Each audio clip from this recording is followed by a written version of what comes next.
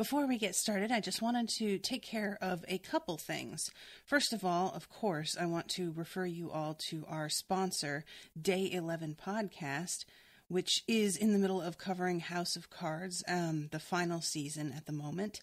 You can find them by searching Day 11 Podcast on your podcatcher, or find them at day11podcast.com.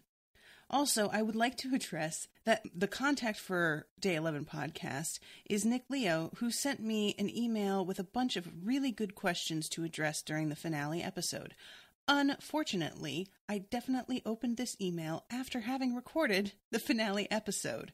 So my apologies to Nick for not answering these questions. If you all are interested in the answers to our number one moments in the series, number one thing we'd like to see next season, and a running tally of what characters are dead or alive, please get at us on our Facebook page and we will do our best to answer those. We are a little bit hard on this episode. If you have a better timeline that you can share with us, please do. Thank you and enjoy the show. This is an Unspoiled Network podcast. This is Unspoiled, covering WestWorld, Season 2, Episode 10, The Passenger. In this episode, it took a lot of rewatching and decoding before I figured out what was going on, and to be honest, I'm still not sure. Welcome to Unspoiled.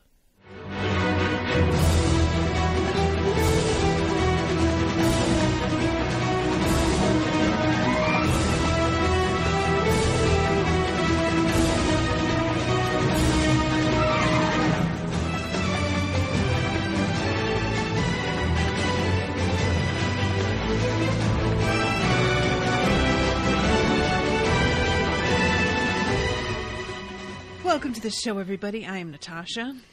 I am RoShawn, heavily medicated. Please, everybody, give RoShawn a round of applause for showing up today because... Not dying. Yeah, we were going to record last Friday, and she got quite sick, right on schedule. Mm-hmm. And she is here today despite, having taken her meds that make her a little bit foggy. Yeah. I completely forgot that we were doing this, and you texted me about HBO Go being a dick, and I just commiserated. But it never occurred to me that there was a reason why you were watching it specifically. And then you're like, I'm going to be a few minutes late. And I was in the bed, guys. Oh. I was in the bed, in my pajamas, already taking my pills. And I was like, holy fuck. Oh, well. How did I even fucking forget? What even am I? So, yeah, I'm here, as lucid as I can be. We're all probably going to watch it go downhill together.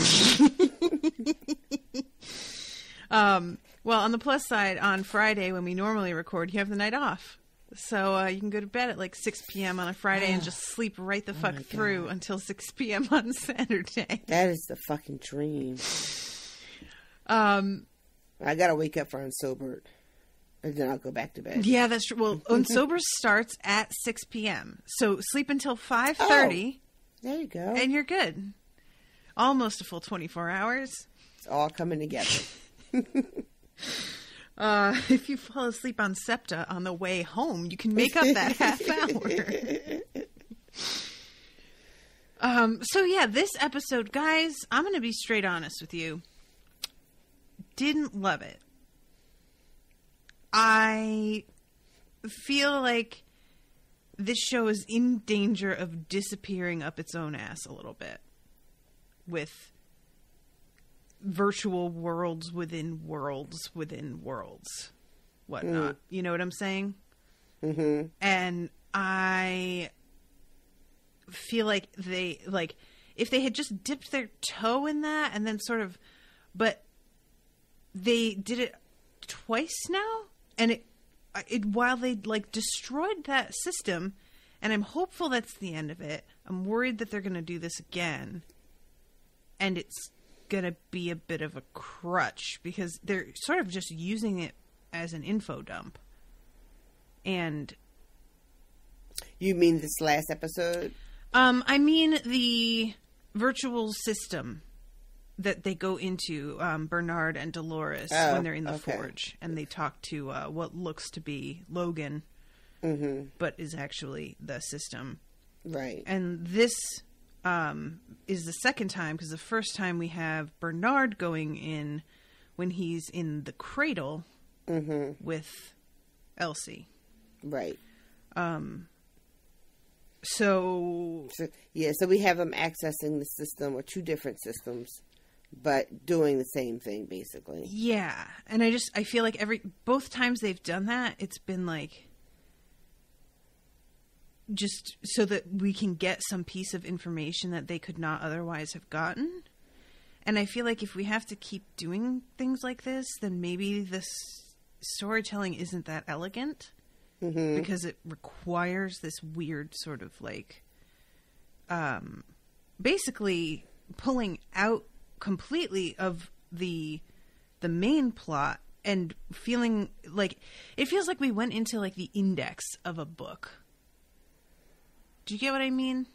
Where there's like an asterisk and the author's like, okay, there's a pronunciation guide and some tables at the back, and you can go and see the map where we can like, it gets to be a little bit much. So I'm hoping that because it seems destroyed, that's not a thing again. But then when we have like the post-credit stinger, I'm like, maybe it is though still. So I don't know. Yeah, I really can't imagine what season 3 is going to look like. I mean, there's just too many unknown variables. And I don't know how much of the other tech that existed in the park is also existing out in the real world in what had been Arnold's home.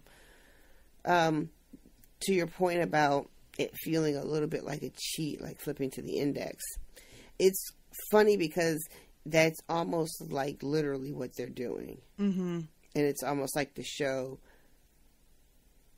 is both acknowledging that it's doing that, but also wanting a pass. Right.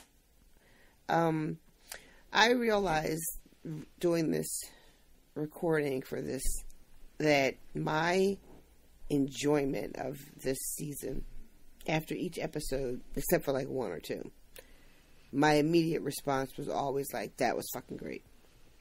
Because it's such a wonderful story to watch, and the performances that we get are so layered and so deep, and it's so immersive and all that stuff, right? So each experience of watching this show is always like, oh, this is the best shit on television. But then when you do the comeback and it's time to talk about it, then it starts to be kind of like, well, I don't know about that crack. Yeah. And that little crack over there. When I watched this finale, I was like taken in by the reveal. I didn't see that coming at all. Which one? The Dolores and Charlotte deal. Yeah. And I remember the experience of that being just like, holy shit. I like, what a fucking, you blew my mind.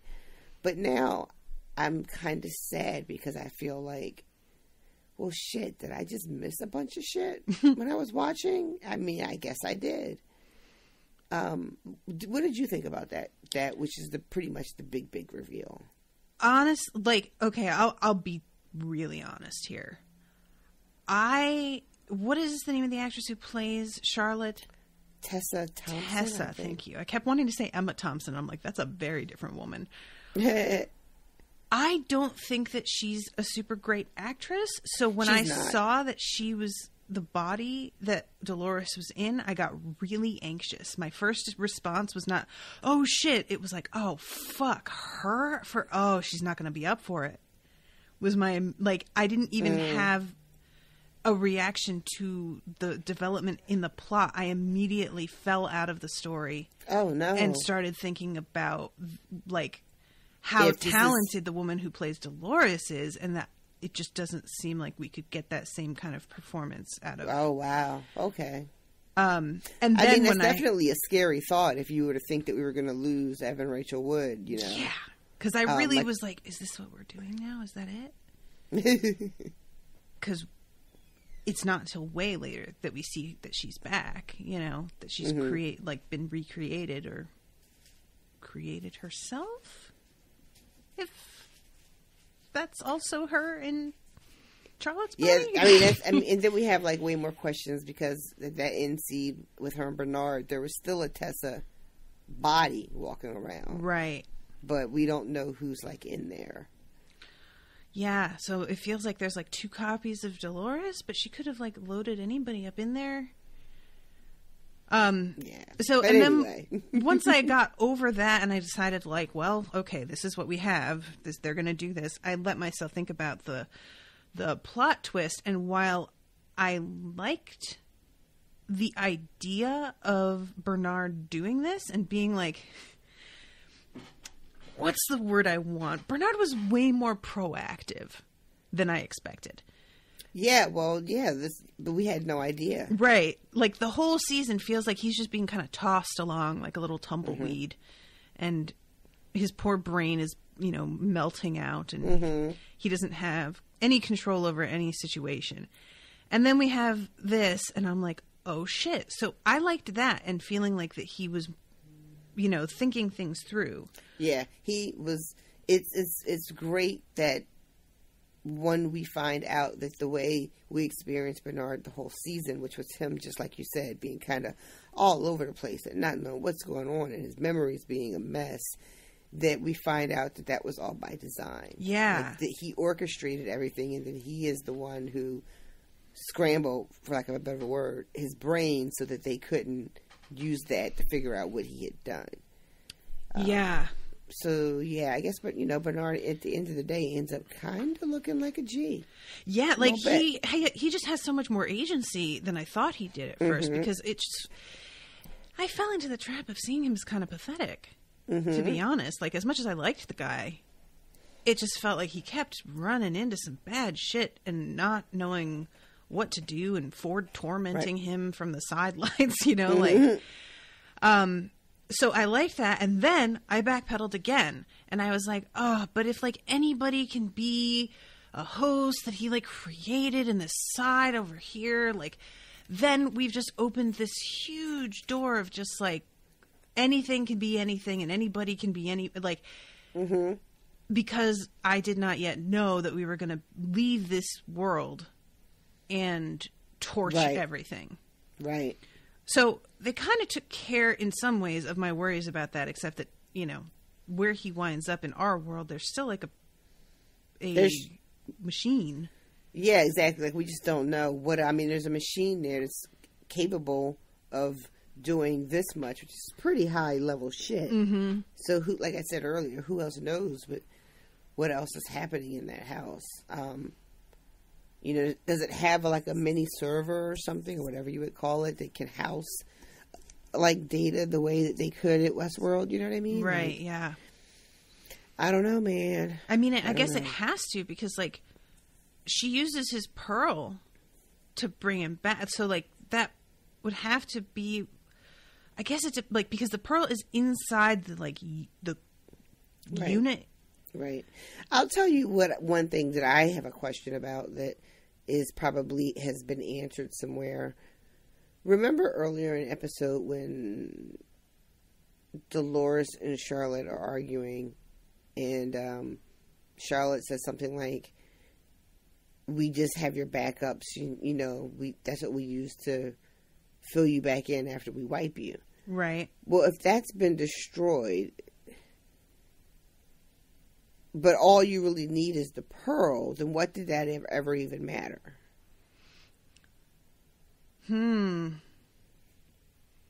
That's a good point. I don't know. And I feel like it's probably something that I missed.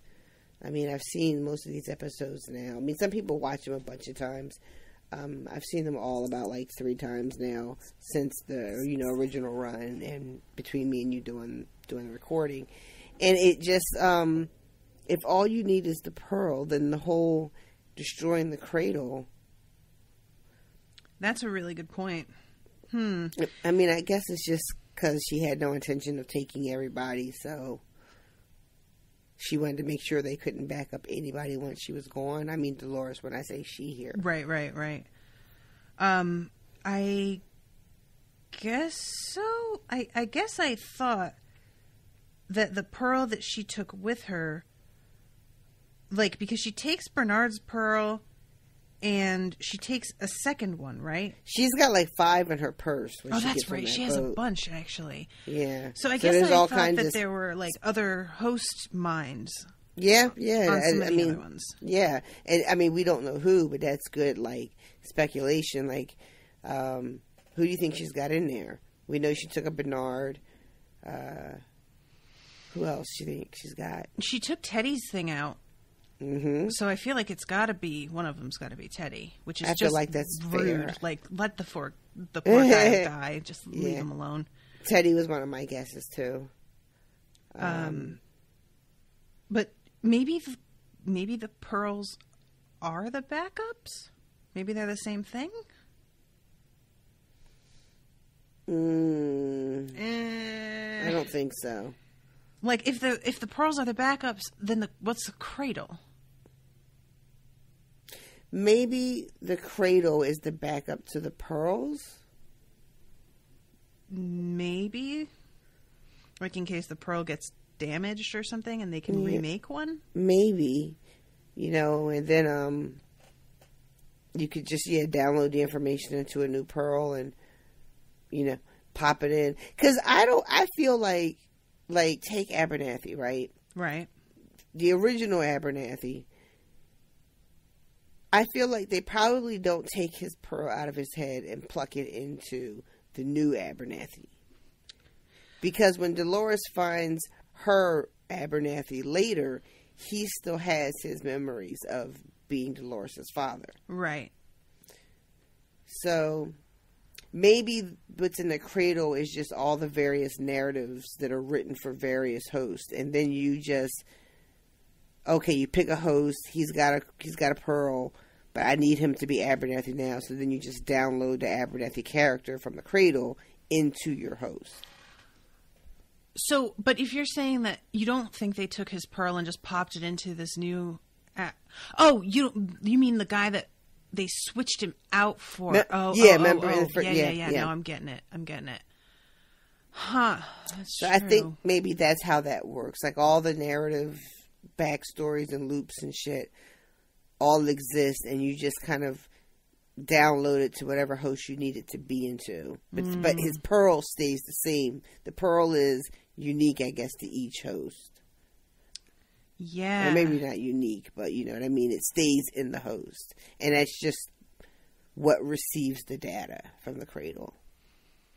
Because you had Lawrence being Lawrence, and him and Man in Black run into Gus being Alonzo. Right. And our Lawrence still had his memories. So, all right. Okay. All right. Okay. Oh man. So okay. I want to like talk about this episode in chronological order. Yes, please. Because if I do this the way the episode does it, it's just going to make me angry. Because the thing that, like, while I do not have a problem with storytelling that plays with time, part of what I had a problem with this episode was that the finale did not make it clear the way that the season 1 finale made it clear. You know what I mean? I agree. Like, when you have that wrap at the end of season 1, you're like, oh, fuck, all of that. Oh, my God. And it's like, you immediately know and everything falls into place. Right. In this season, there are so many balls in the air, and they decide to make, like, a reveal here and a reveal there. Yeah. And by the time they get to, like, the second reveal, it throws the first one that you thought you understood off again. Yeah. So that the episode ends and you're like, wait. I think, too, it was difficult because the amount of time they were playing with it this season was so much shorter. That's true. Right? Yeah. Like, playing with a 30-year time difference in season 1 between Before the Park and then Young William and then Man in Black but here we're playing with like 2 weeks altogether, I think. You're right. So then we have Young William where we can use as a point of reference because he looks different and everything is like really defined in our minds because that was the character playing him in that moment. But here everybody's the same person. Yeah, I mean, it's very tricky to tell Bernard day 1 from Bernard, day 14 or day 11. Day 11, I guess it was, when he wakes up on the beach. Is that why it's called Day 11 Podcast? You know what? Our illustrious host, which everybody should check out. That probably is. I just realized that. Everybody should check out Day 11 Podcast at day11podcast.com or search for Day 11 Podcast on your podcatcher. There are sponsors, and you guys should support our show and their show.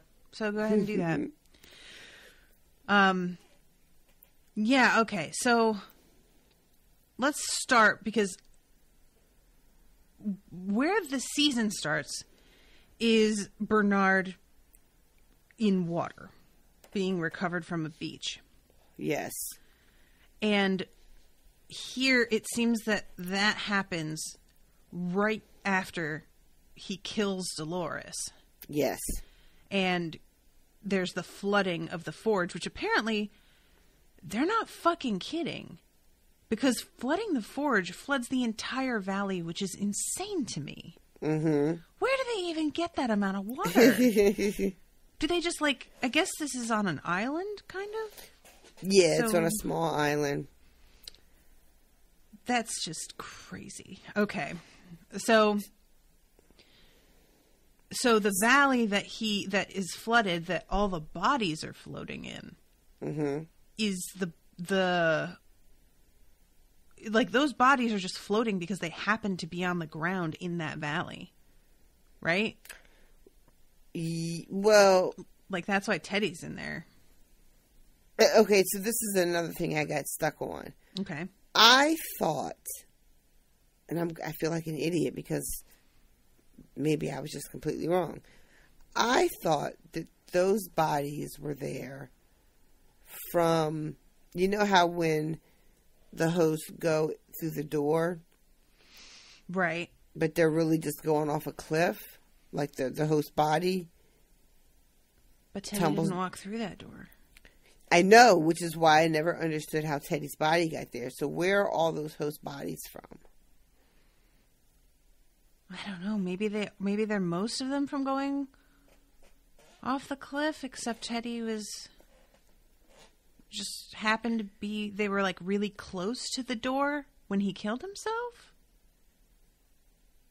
All right, that feels really circumstantial. Okay, well, yeah. Let's go ahead. Let's back up here. So when he is picked up by the team,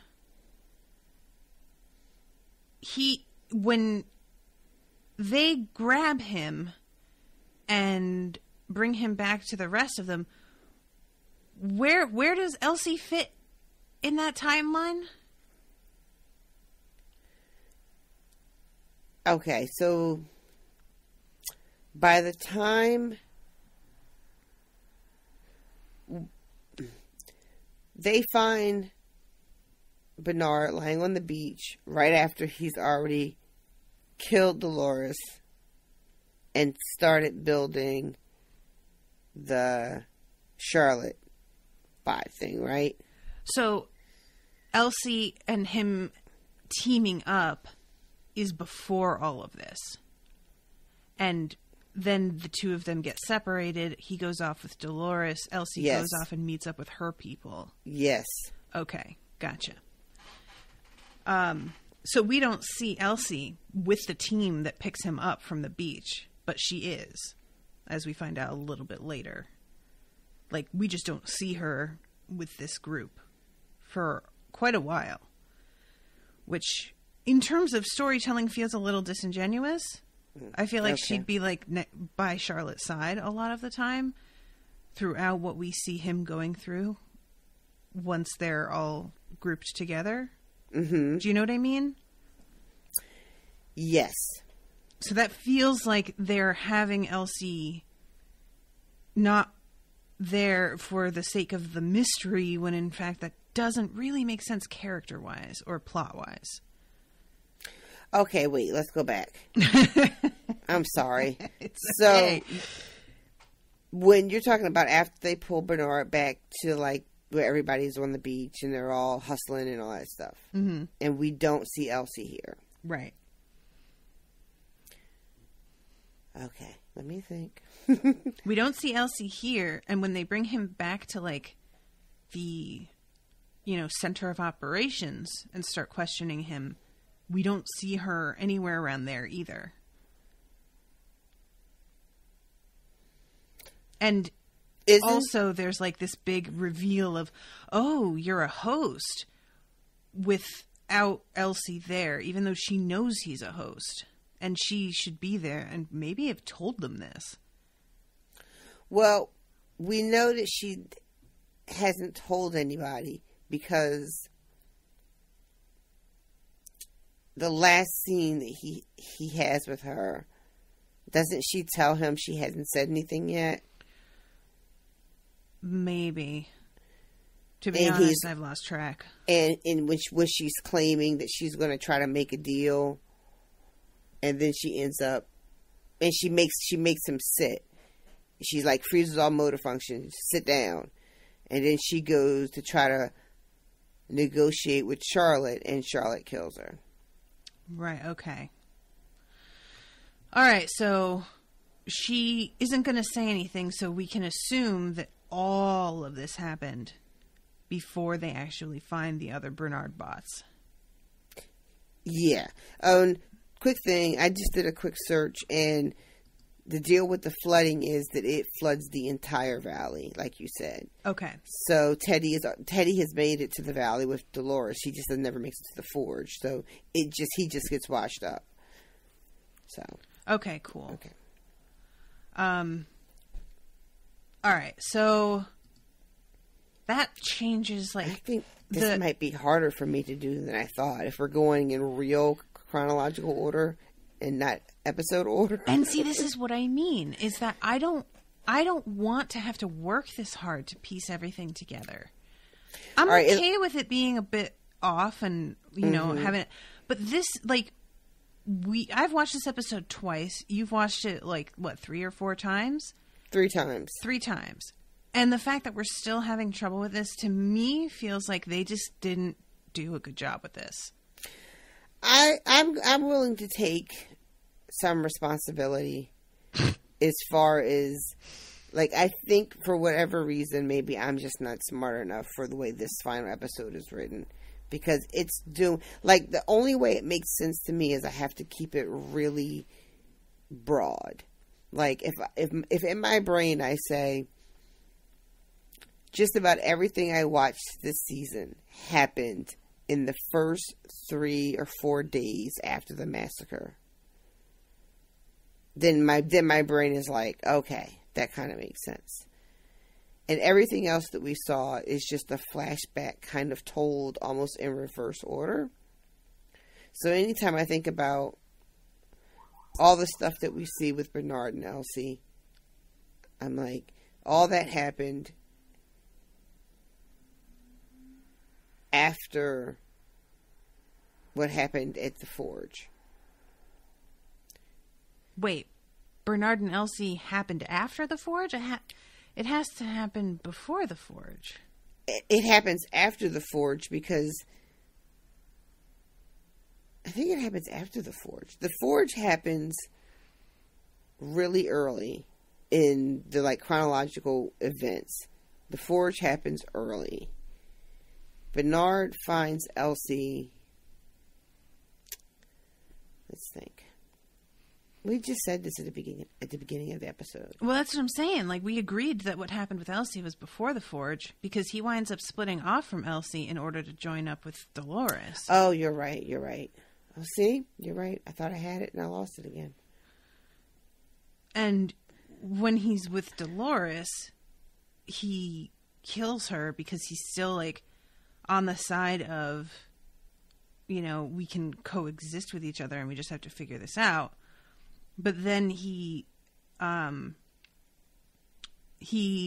floods the forge, gets picked up, and then he, like, sees, first of all, Elsie is, like, has kind of betrayed him a little bit, I think he feels, because she winds up helping them, like, with, like, rounding everybody up and is going to try and, like, cut a deal, but she's dealing with such shady people, which she very quickly finds out because Tessa Thompson kills her. Mm-hmm. And I think it's, like, that moment of seeing that, like, not only was Elsie someone who he thought he could trust implicitly questionable, but then Charlotte, like, completely takes her out of the equation entirely. So it's more like, I thought I had at least one ally, and she turned out to not only be lukewarm, but still as a lukewarm ally was so threatening to my enemy that they eliminated her completely, which means that there is no hope for a reconciliation here and a, like, coexistence. Does that seem right? Yeah, because that's when he starts to hallucinate Ford again. Right. Yeah, you're right. So he's trying to call back Ford, whom he banished when he was with Elsie. Okay, I feel like I'm on solid ground again a little bit. So then Bernard heads over to build a Charlotte bot, right? After seeing this murder in front of his eyes. Yes. Okay. So he builds a Charlotte bot, has the Charlotte bot kill Charlotte at some point, and then scrambles his own memories. So that's the flashbacks where when they were in that weird lab with the drones, mm-hmm. and Bernard kept seeing himself there. Right. But we didn't know what it is he was doing there. Right. That's what he was doing there. Was creating the Charlotte bot. Mm-hmm. Okay. This all makes sense. Okay. Getting it. So, yeah, he creates Charlotte bot. Charlotte kills Charlotte. He scrambles his memories. And then how does he rejoin the team? I guess, like, did they just not notice he was missing? Because he'd already been captured by this point. So how did they not notice that he was gone for the amount of time that it would take to create an entire new host? So, so this is where it gets messy for me. Okay. Because when you're talking about it like in a straight line, it all makes sense. But the minute you try to put a pin in it and go somewhere else, then I lose the thread. Okay. So, he is initially in that lab with the real Charlotte Hale immediately after the massacre. Right. And then he's with her up until they split up at the ambush. Right. And for a while, he's kind of on his own. Yes. And then they catch him. They finally get him again when they show up at Forlorn Hope. Is that when we see him back? I don't remember when they wind up catching up with him again. Because he, like, finds... because that's when Clementine drags him, right? Mm-hmm. To where Elsie is. Why did she do that? Okay. So he did have some alone time, and he had some unaccounted for time. Right.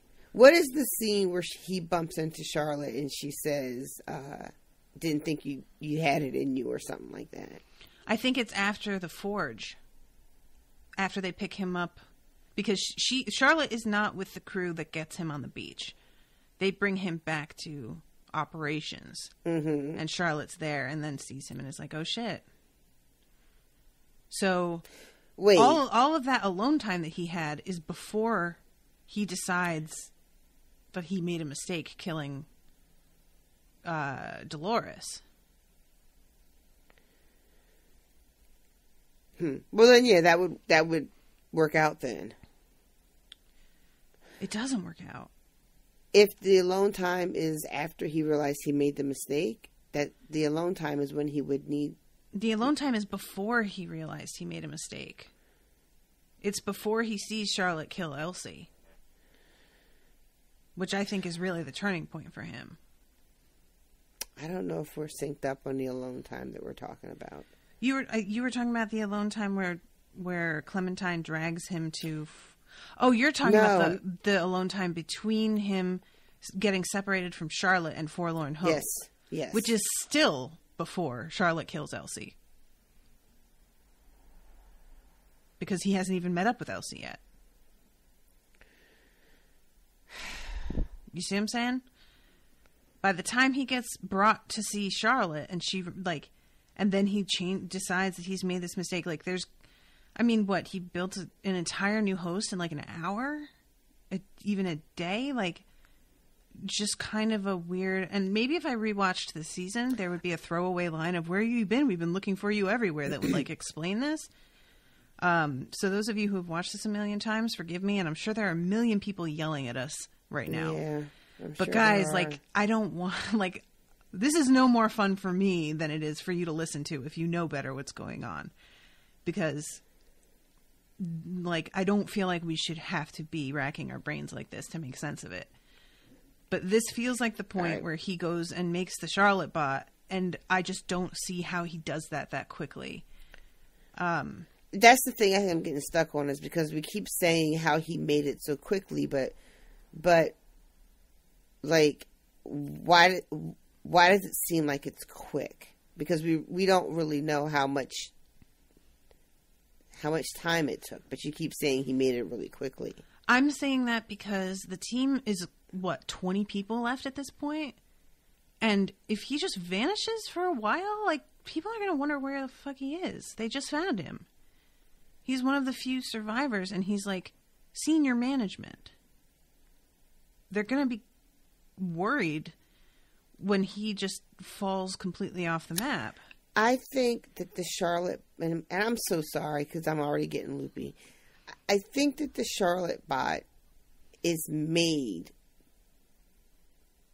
I could have swore it was already made by the time Bernard wakes up on the beach. The Charlotte bot is already made. Why would she be made?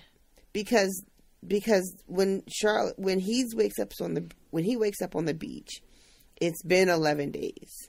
Right. So the massacre happens. There's an adventure with Bernard and Charlotte when they're still in their dress clothes, and all that stuff happens right away, right afterwards. And while he's on his adventure with Charlotte, there's Dolores having her adventure, and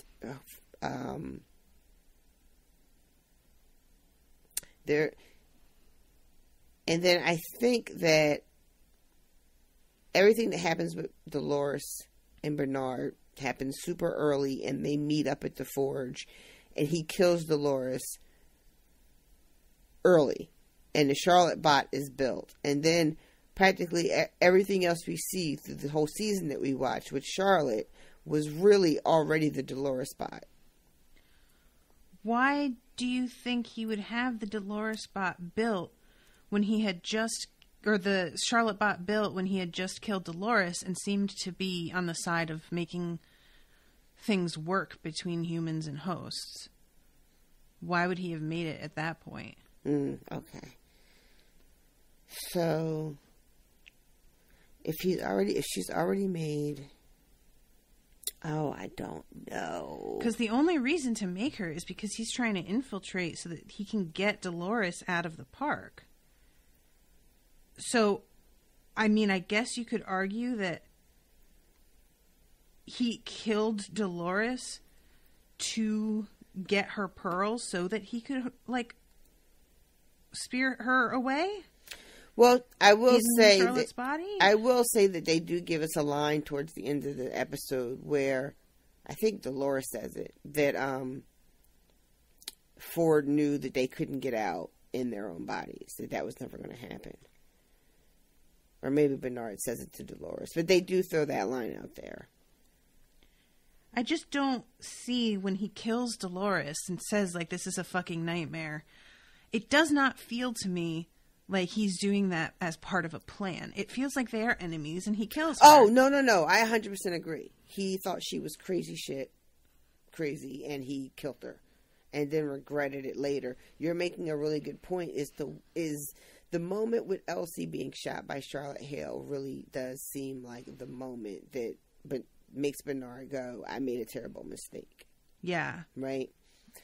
I think that moment happens much earlier than it feels like. Like, I think that moment with Hale killing Elsie happens really, like, right after he had left Dolores at the forge, even though it feels, watching, that it happens way later. But you're saying that he had the Charlotte bot built already. And that's my question, is why would he? That's what I'm getting hung up on. Because he had not yet realized he had made a huge mistake and that he would need a way to smuggle Dolores out of here. Okay. Well, then, yeah, it doesn't work. It doesn't work 100%. I do think that moment is much earlier than it feels like. Much, much closer to the forge. But that doesn't really matter. Like, when he found the time to build Charlotte isn't...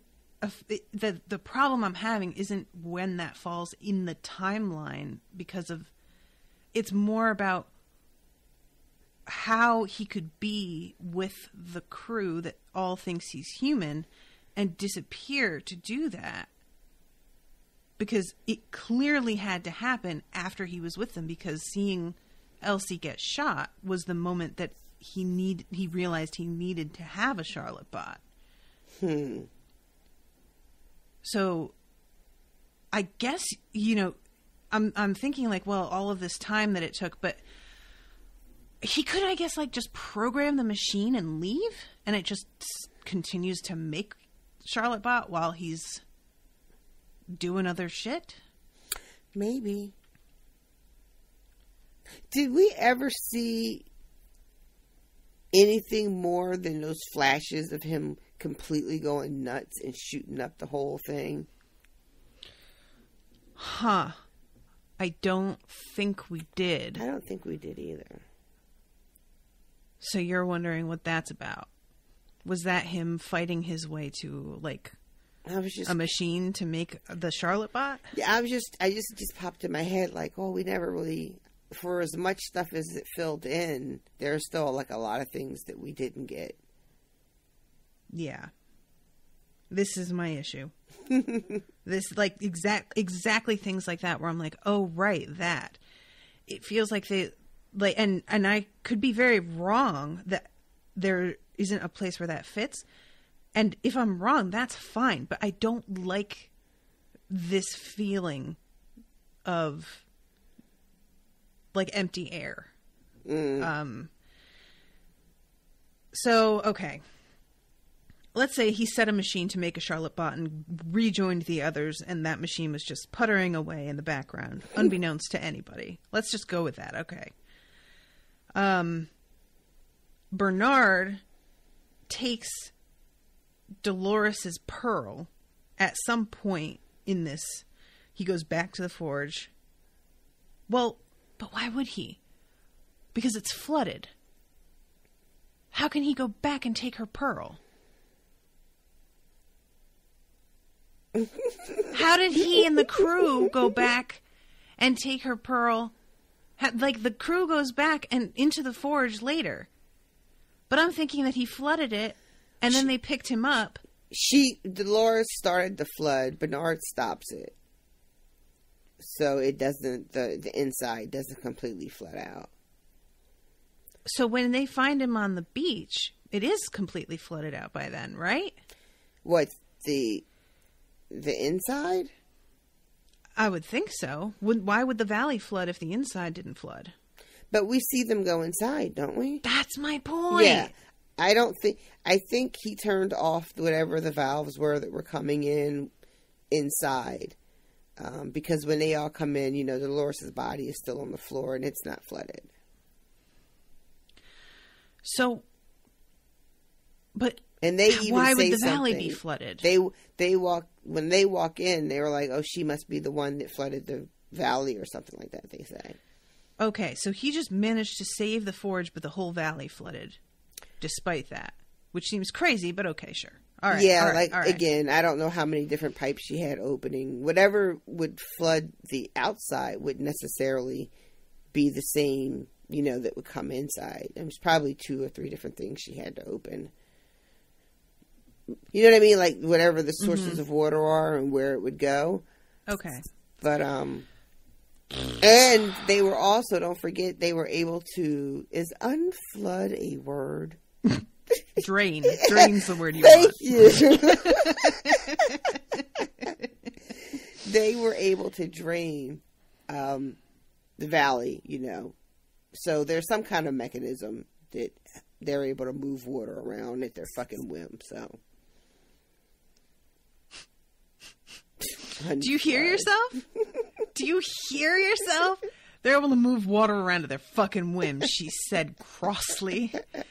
Like, I don't like this. I don't like having to guess at shit. I don't like having to just be like, well, I guess that. Okay. All right.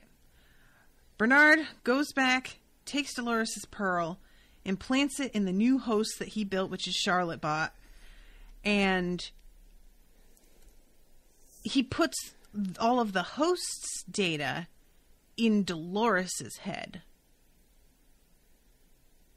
Because that's what they pick up that they think is all of the data that they were looking for that Abernathy had in his head. Mm-hmm. And Charlotte's like all fucking smug. But as it turns out, that is not Abernathy's pearl. And it is not human data. It's host data that's on that one. Mm-hmm. I'm not clear how all the host's data can fit on one pearl, when one pearl seems to only be sufficient for a single host. But whatever, that's fine. So Charlotte bot kills human Charlotte after this thing happens, right? After the whole team is in the forge. And after she realized, because I don't feel like it's Charlotte bot that puts the wrong pearl. It's Charlotte bot in the forge with the team. Oh, wait, yeah, because that's where she opens fire on them. Yeah. Yeah. Okay. Okay, so Bernard scrambled his brain so that they could get to this point. Mm-hmm. And the security team, leads Bernard around trying to find Abernathy before reaching the forge at this point. So, okay, I gotcha. And the search brings them finally back to the forge. And Charlotte bot, this is when she takes the pearl, starts to upload it, and they realize that this isn't the right data. And then she changes the coordinates and says that she's sending the Valley Beyond data to a place no one will ever find them. Which I don't really know what that means or where that is, but this is supposed to be our assurance that the Valley Beyond lives on somewhere, despite the forge being destroyed eventually. Yes, that the host data that went to the Valley Beyond is, I think it's supposed to be some kind of satellite or something. Okay. And then she, damages or whatever so that, they can't get it back. Right. there's a scene in this episode where we are watching Charlotte interrogate Bernard again. Mm-hmm. And that is Charlotte Bot. Okay. And then the other episode where there's the interrogation is also Charlotte Bot. Okay. So poor Bernard, though, does not remember that it's Charlotte Bot in the moment because his own brain is so fried. Mm-hmm. That's messed up. And I want to say they never do anything with all those Bernards in a closet either. No, I really thought that was going to be something. And I guess those are all like malfunctioning ones. Yeah, makes why there is a special Bernard closet as opposed to getting rid of the bodies. I mean, we know that there were a bunch of builds of Bernard, right? Mm-hmm. Because every time they tried to build one and it didn't work right, they would just do a new build. But we talked about this before, but would you save them all? Yeah. So I don't know what that's about. But I want to say that was also Charlotte Bot. The one that found Bernard's. The room of Bernard's, yeah. Okay. So Charlotte kills the team and then kills Bernard and takes his pearl, along with a few others. And then as Charlotte heads to a boat to get off this island and is stopped by Stubbs, who is weirdly aware that she is not Charlotte. Yeah, what'd you think of all of this? That doesn't make any goddamn sense. How would he know that? How could he tell? I don't have an answer like for that you. He knows because I like Stubbs. Yeah. And I want him to be this guy. I thought there was the way they played that scene, I feel like the show was trying to tell us that Stubbs is a host. Do you think so? I mean, you know what? He says something. He has one line where he says that he's been at the park for as long as anyone can remember. Mm-hmm. Something along those lines. And then he says something about Ford too. He said, I tried my best to play the part that Ford gave me. You should call it my cornerstone, I think he said. My core drive. Yeah. So yeah. I'm wondering if they're playing a little bit with that. I don't know. I mean, again, it's not like I have some information that you don't have. But it wouldn't, they were checking everybody's spines, though. And he manages to get her passed without them checking her. Because he's head of security and he's able to be like, she's fine. And we've never seen anybody even attempt to check him. I mean, he was off with Ghost Nation and came back, and we never saw any scenes of anybody trying to make sure that he was, not because we didn't see him doesn't mean it didn't happen. But the show seemingly has made a point of us not ever seeing him get checked. Okay. Very similar in the way that we never see them check the Man in Black. Right. Even though there was a couple of situations where it kind of came close, never really actually saw it happen. That's true. What would you think if it turns out Stubbs is a bot? I mean, it would make sense to have the head of security be a host in a lot of ways, but I don't get why then Ghost Nation captures him. Because they capture other humans,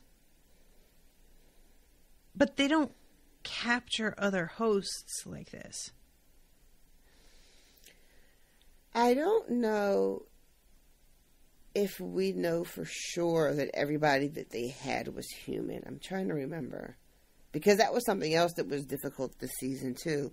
There were so many people being slaughtered, from episode to episode, that unless it was a host that we knew from some other scene or episode, or a guest that we knew for a fact, they made it, explicitly clear that it was a guest, it was really hard to tell who. Like the people on the train tracks, Yeah.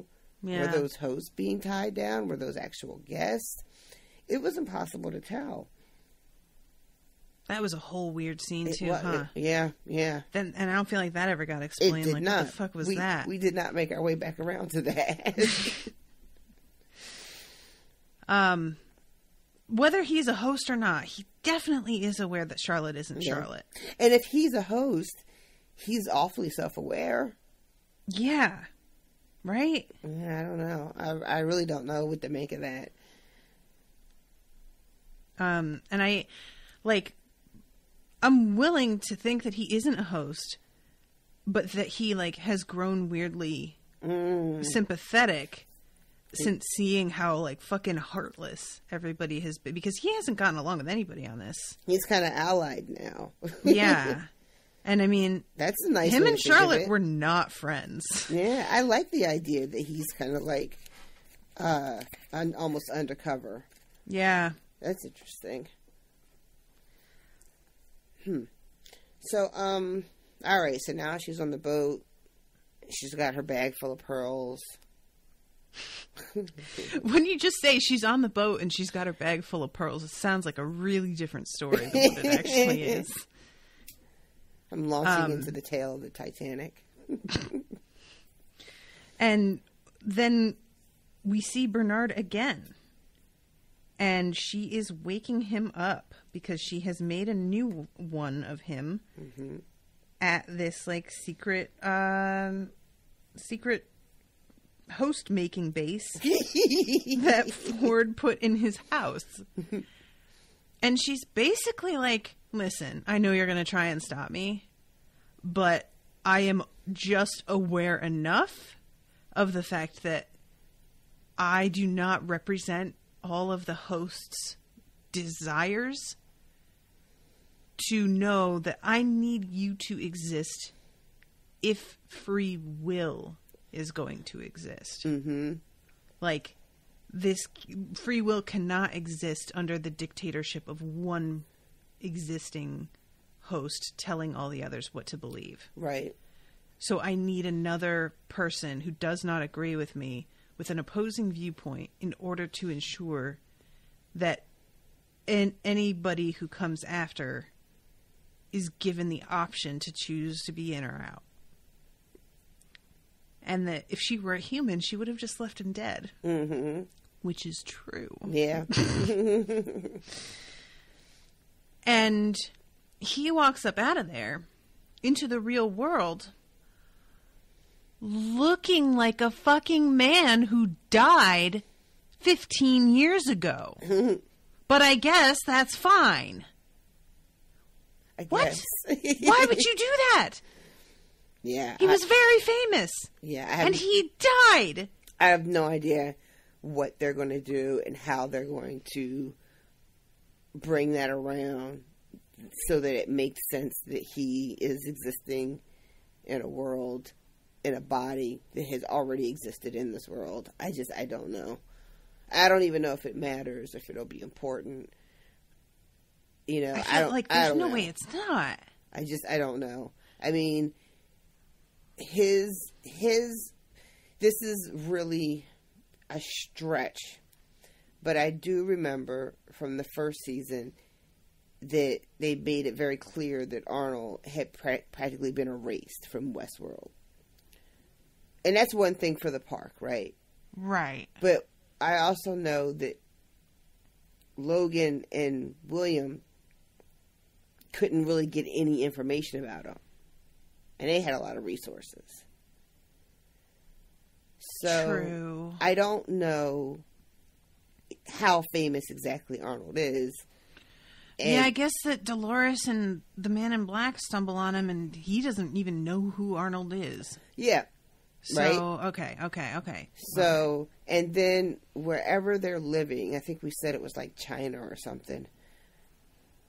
I don't know all the details about where Arnold's supposed to be from, but if he is someplace that's very removed from where he would run into, like, his ex-wife's family or his own family. Jesus Christ. You know? He runs into his wife. So, like, let's just hope that she's somewhere on the other side of the world and that they don't just, you know what I mean?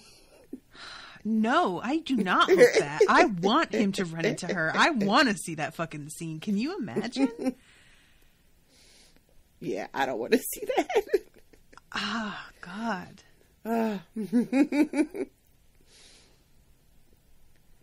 But, I mean, there's other things to consider. Like, he's just going to wander around. I mean, he doesn't have to eat. Doesn't need really anything. I guess he could be fine. They don't need to eat? I thought the host bodies function like ours, don't they? I don't remember ever seeing any of them do anything except drink. They're at restaurants, but I guess you're right. We don't see them eating anything specifically. And having the ability to eat because you want to interact with your guests is one thing, but needing to eat is a right. Interesting. Okay. All right. So, guys, this is like, oh man, I feel like by the time season 3 is released, which they're talking like a couple more years, because there was 2 years between season 1 and 2. So I feel like season 3, there's got to be at least 2 years. I think we're going to need to do a seasons 1 and 2 recap and decoding episode before we start season 3. Because this is ridiculous. And like you said, when Dolores wakes up the rebuilt Bernard, she's standing next to fucking Charlotte Bot. Mm-hmm. So is that still Charlotte in there? Or, I mean, Dolores in there? Or did she put somebody else in there? Is Charlotte Teddy? My guess would be Teddy. But, you know, this is to make things worse. Charlotte Bot shows up, builds Dolores' body, and then plucks her own pearl out. And wait, what? You gotta get the Dolores pearl out of the Charlotte Bot and into the new Dolores body. Ooh, right. So there's no one else there. So it has to be the Charlotte Bot plucks her own pearl out and then installs it in the new Dolores body. That's the only way that happens, right? Maybe one of the pearls was the backup of Dolores printed onto a new pearl? So there are 2 Dolores pearls? Good Lord, 2 Dolores pearls. Yeah. That's twice the crazy.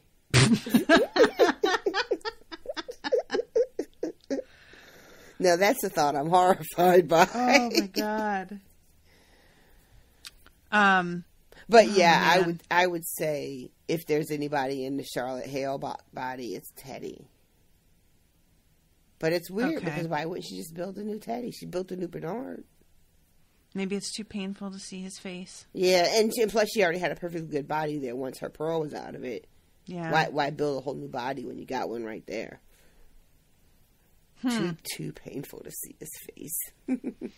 I'm still not really here for more of Tessa Thompson though, because she's made me so angry this season that I just don't like her now. Like, now we did have a couple of conversations through the course of the season about how she seemed to be acting a little bit differently than the little we had met of her in season 1. Now knowing that this is supposed to have been Dolores inhabiting her body, do you feel like that was conscious choices she was making to try to, I don't know. I actually don't remember what we said that was out of character for her. Do you remember a specific example? There was a lot of, like, kind of a coldness to her, especially when she was dealing with Bernard a lot of the times. And, we had talked about how she seemed very smug in season 1, like she had all the answers and she was in control. but this was a kind of a different, almost menacing kind of take charge. Okay. And we pretty much chalked it up to just how crazy everything was, and how urgent the need was to get the key and, to be able to get off the island and all that stuff. Gotcha. Well, I guess it's I think we're supposed to think it is, right? Mm-hmm. I didn't really notice anybody saying that they picked up on it and they clued them in that something else was going on with her. Yeah, because why would you? Yeah. Yeah. Honestly, the reveal of who she is, I feel like that should have impressed me more. And I just had grown so confused by that point that reveal lacked the punch it should have had, I think, because I was already felt like I was at sea. Mm-hmm. So just being like, oh, and this person's a bot. I'm like, yeah, all right, fine, sure. You know what I mean? Mm-hmm. And I feel bad, if people were listening, so excited for my reaction, and this is what I'm having. I'm sure that's very disappointing, but I was a little disappointed. Yeah. So I guess y'all are feeling what I felt. So there it is. Like I said, when I watched it, I was very into it and just kind of swept up in it.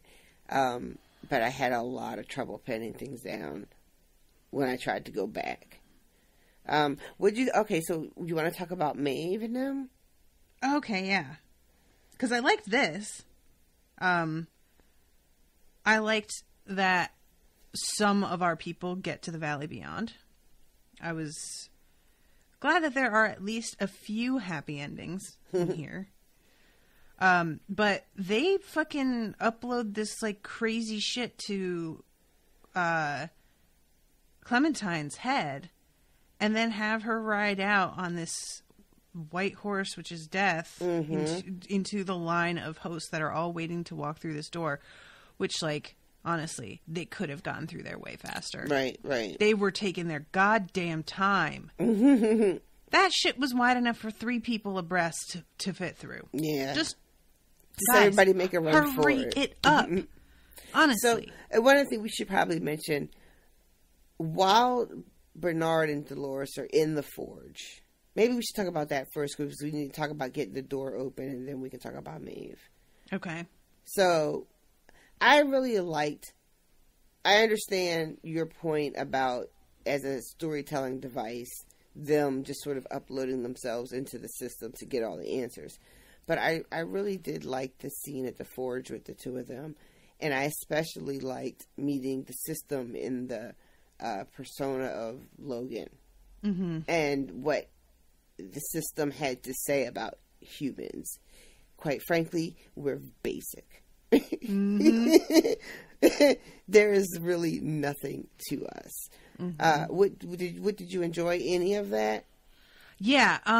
Despite me feeling like the overall device was sort of tired, I found it interesting. I feel like it's sort of revealing, first of all, that he is Logan, because so much of this system was created with Delos, his memories and ideas. And so Logan being his core drive for much of his life, it makes sense that that's the persona that the system would take on. We see Delos in the simulations of the park, losing it. Yep. How about he gets the whole park to himself? He's the only guest. That's some shit. And look how he acts. Phew. What is with the freaking cuts all over his face, man? What is that, though? Why does he do that to himself, man? Dislike. But yeah, we see that they're because he's talking about he being Logan / the system, is saying that they overcomplicated the algorithm for what human beings are, and that it turns out they don't really change. That they make the same mistakes over and over again. Mm-hmm. They do not learn from them. Mm-hmm. Same shit all the time. And he talks about how Delos's core drive, like whenever he tried to make variations on what were turning points in that man's life, it always came back to this one moment where Delos abandons Logan. Right. I love that the Delos says his core drive is his family and that he would do anything for his family. Mm-hmm. And it's like the lie he tells himself. And the system almost keeps getting tripped up because the system would believe that was the truth. But then it would see over and over and over again that wasn't what was true at all. Right. Which, hello. We believed the lies that they told themselves about what was important to them. Mm-hmm. And similarly, William tries to tell himself some things about himself, but then, like guns down his own daughter. Mm-hmm. And I feel like that's significant, that's going to be his thing that the system keeps coming back to. More than anything else, really. That's really something that would fucking stick out, though, right? Yeah. And the scene with Logan and his father is, it's pretty fucking heartbreaking. Yeah. I can see the bottom. Don't you want to see what I see? I'm all the way down. Weird now. Sentence. Well, it's the fuck, what do you call that? Not like a direct quote, but remember Logan asked the dad, James, do you remember how you taught me to swim? And you wouldn't let me out of the water until I got all the way down to the bottom. Right. And so then he says, when his dad's walking away, I'm all the way at the bottom now. Right. Don't you want to see what I see? Yeah, what's that, though? Don't you want to see what I see? Like, don't you want to know what it's like for me down here?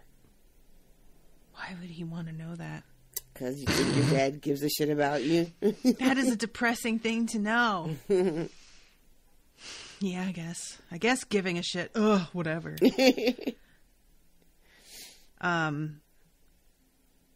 So, and I mean, it paints a pretty bleak picture of humans overall. Mm-hmm. Mm-hmm. I honestly believe that this is mostly true. I think that we can change, but it takes such a monumental effort and so much self-awareness and like brutal honesty. And even with all that, the majority of us don't do that. Even with all of that hard work, the amount of change we're capable of, I still think is quite limited.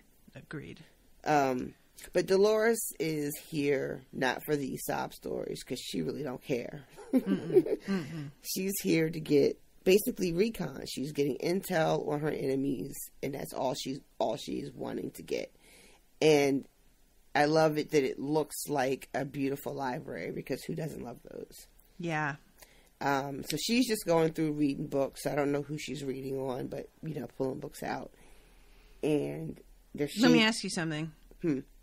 What would the book that's holding your code look like? What would it look like? Because all the books look different on those shelves. They're not all like uniform. It's not a set of Encyclopedia Britannicas sitting there. Some of them she pulls out and they're way thinner than others, which is weird actually, considering that he says it's the same amount of code. But mine would probably be.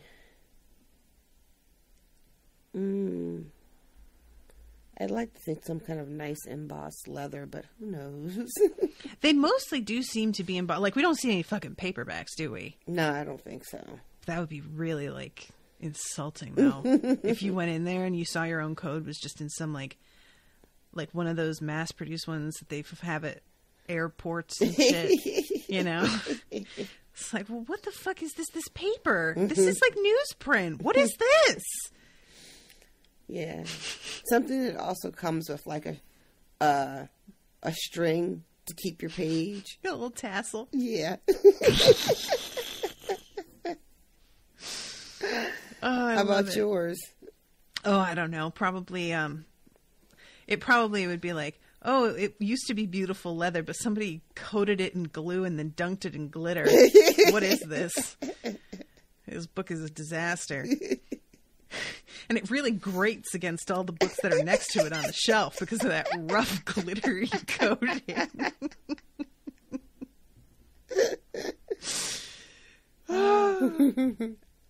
I'm sorry, but I interrupted you when you're talking about her doing recon and reading the books. Who even knows where that was going?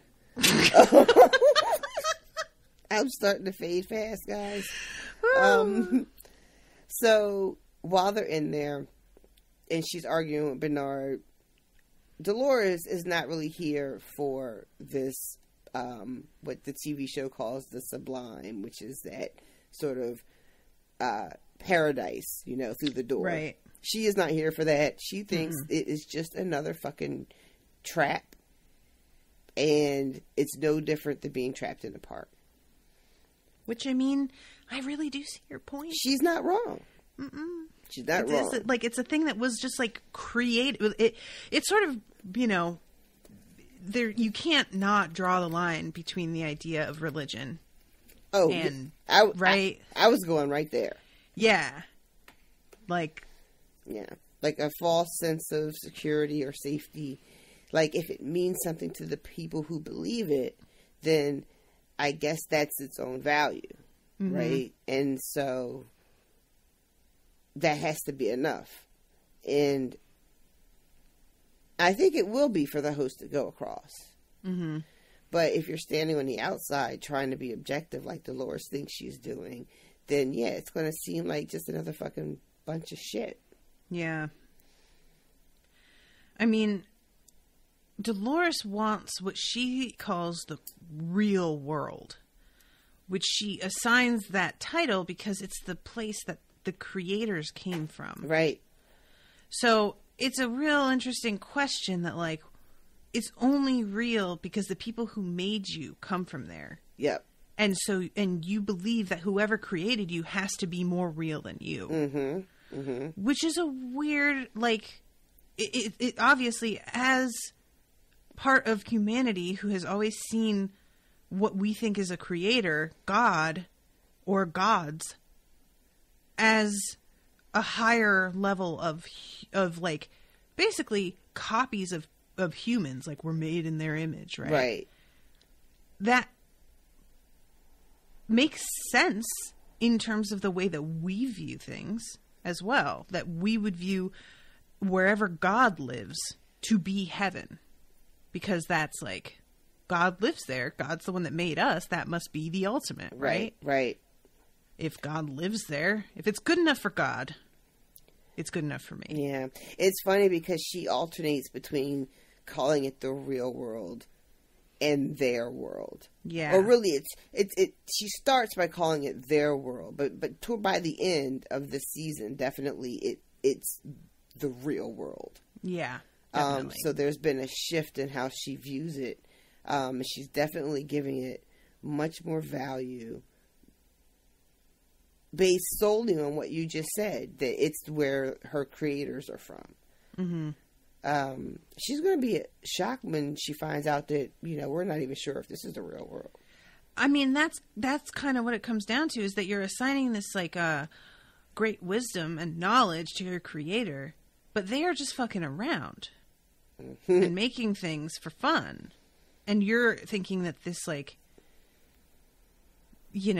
that they're function, but she also has to know that they're not functioning from some great wisdom because she's reading their code and realizing that they're basic. So I don't know. It's a sort of conflict of ideas happening there. So yeah, at first it just seemed like her motivation was just to escape. But maybe at the beginning of the season you think for a second that's all it's going to be. But it's clear that she wants to get rid of humanity. Yeah, and that, what's weird about that, too, is that, only the richest of the rich could come to WestWorld in the first place. And how many people on Earth don't even know what the fuck that is? I feel like it's going to be a little bit of a letdown for her to come into our world and realize that, the vast majority of human beings do not know or care about WestWorld. I wonder if that will end up being what the take on it is then. Once she realizes what the situation is in the air quotes real world, if she switches her desires. Like maybe it doesn't become about getting rid of all humanity, but more the people who would have been the ones that would have come to WestWorld. Right. You know, maybe she's about to rise up on some 99% shit. Oh my God.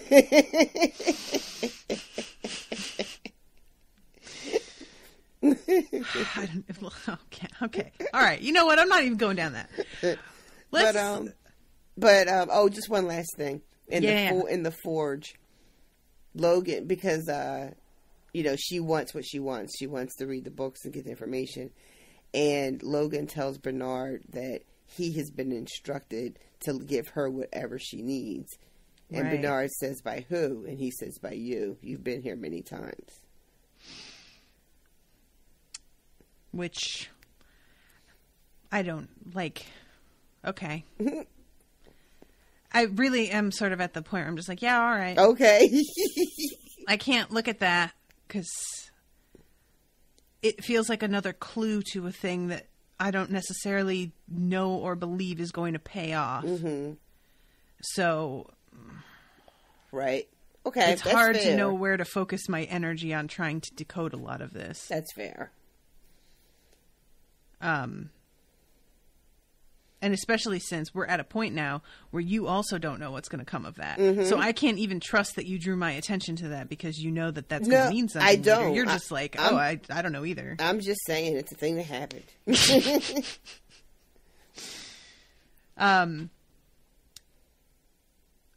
But we got really, really sidetracked because we were talking about Maeve sacrificing herself so that her daughter and her new mom can get through. Oh, yeah, right. I just wanted to talk about how the door got opened and all that stuff.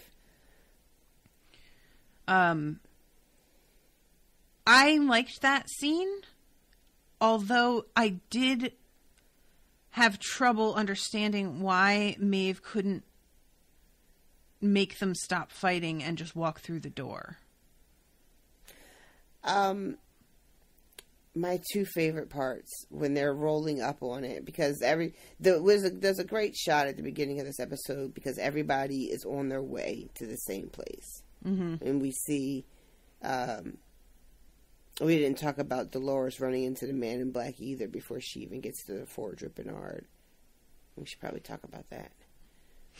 But we see them on their way. We see some buggies on their way, and we see Maeve and her crew on their way. And as they get close, they see the door, and then Felix and Sylvester are like, what? What door? Yeah. What are they talking about? I like that. What fucking door? I don't fucking know. To your question about why she can't just control or make them stop fighting and also run in, I don't know. I don't have anything except maybe she's just in a weakened state. I mean, she's able to stop them fighting long enough to let the other ones make a break for it. But it's like she has to stand still in order to do it. Mm-hmm. So, I don't know. Maybe it's just as simple as that, is that she couldn't control them enough. Is that a dog? Yeah, I'm sorry. My neighbor's dog. Oh, I haven't heard him in a while. He sounds bigger. Yeah, but it looked like she could only do one or the other, to me anyway.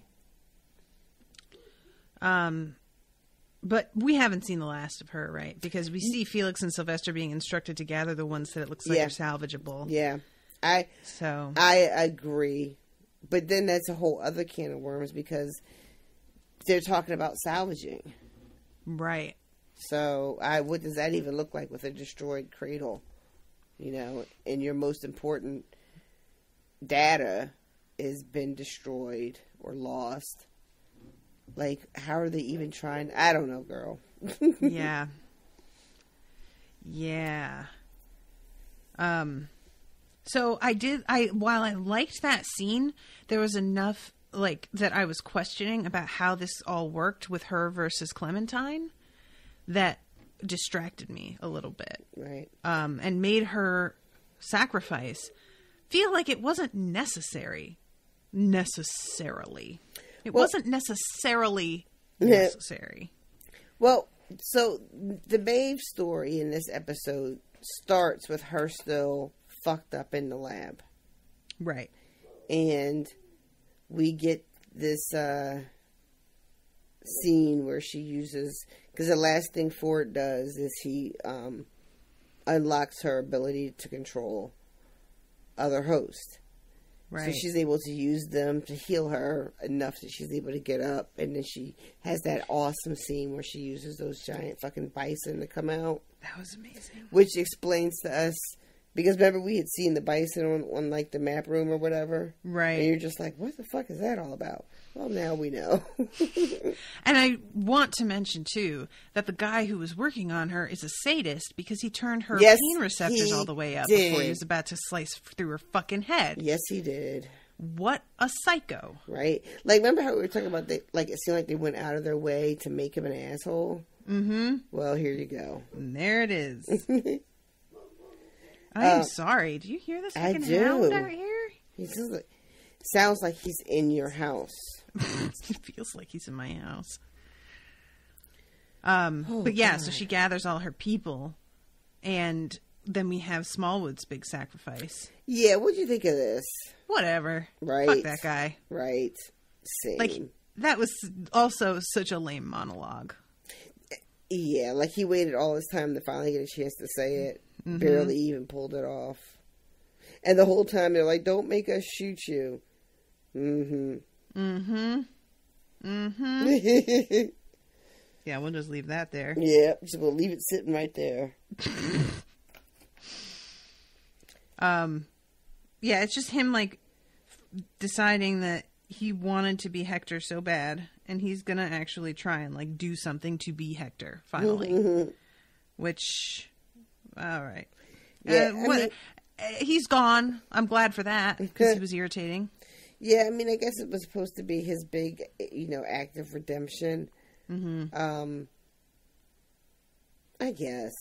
Yeah. I never really saw it for him, and wasn't super interested in his redemption. I'm not 100% sure he even earned it, but it's fine. That's pretty much where I'm at. Where it doesn't feel like it's earned, and it feels like that scene was long.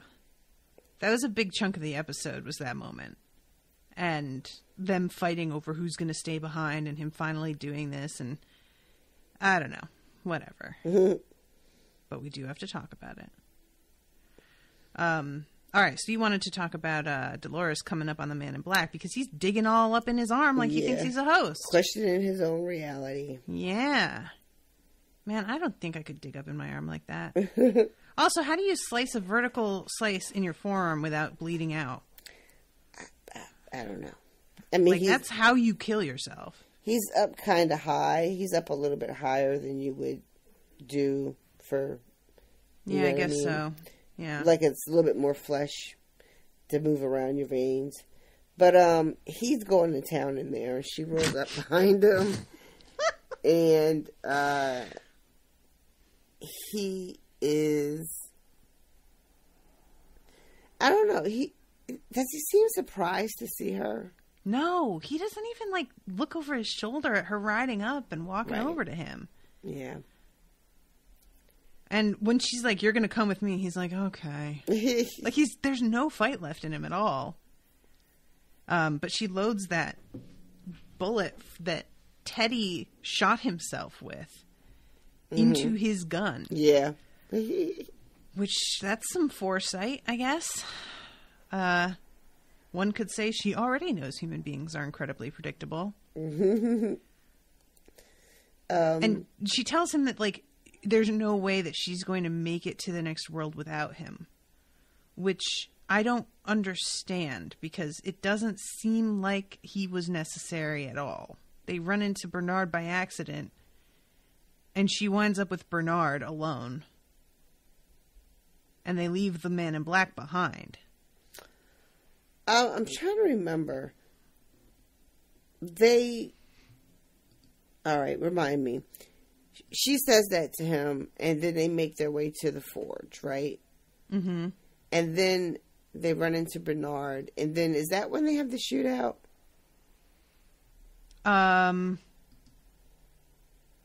With which Dolores shootout? and the Man in Black. When he finally blows his fucking hand off. Oh, with yeah. When he shoots her like 60 times. Yeah. And she just keeps walking at him. Because he does this dumb thing when she's like, oh, this is the end. And he's like, that's right, Dolores. This is the end. And I'm like, dude, you fucking dummy. Nothing else in the way now. And he tries to shoot her. And I love how she is not hurt. Like, and she just looks like, I can't believe you're really going to do this right now. Mm-hmm. And walks towards him as he continues to shoot at her until he blows his own hand off with the misfire that she like specifically loaded into his gun. Saying we were designed to survive. That's why you built us.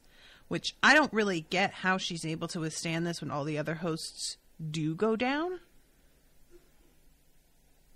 Well, yeah, we've seen hosts get shot and they drop in and sometimes they don't drop. Everyone that's hit with those machine guns goes down. I'm trying to think.